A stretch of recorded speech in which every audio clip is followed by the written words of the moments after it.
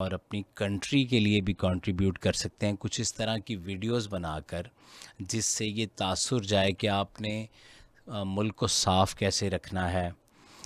Zero wastage के ऊपर बात करें। जैसे कि आज से कुछ सालों पहले तक एक आम सी मिसाल है कि जब बाज़ार जाया जाता था तो अपने घर से अपने बैग्स वगैरह लेकर जिया जाता था, और वहाँ जाकर वो अपनी चीज़ें शॉपिंग करके और वो टोकरी और बैग में लोग घर ले आते थे।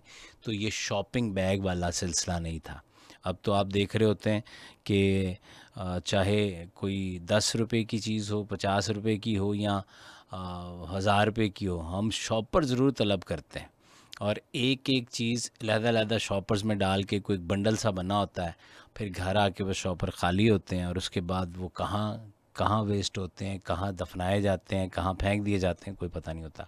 इसी तरह और बहुत सारी चीज़ें हैं जिनके ऊपर हमें फ़ोकस करना है। और ये सफाई वाले मामले में प्लास्टिक बॉटल्स हैं, there are so many things जो माहौल को आलूदा कर रही हैं।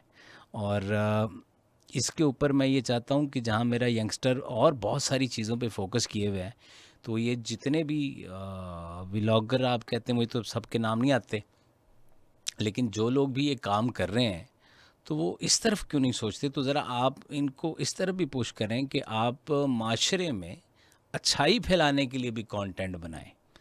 सिर्फ आप ट्रैक्स के ऊपर, गानों के ऊपर, या मार धाड़ के ऊपर, या किसी गॉसिप के अंदर, या मिर्च मसाले के लिए आप वीडियोस तो बनाते हैं, बनाते रहें, आपका हक है, आपके पास कैमरा इंटरनेट मौजूद है।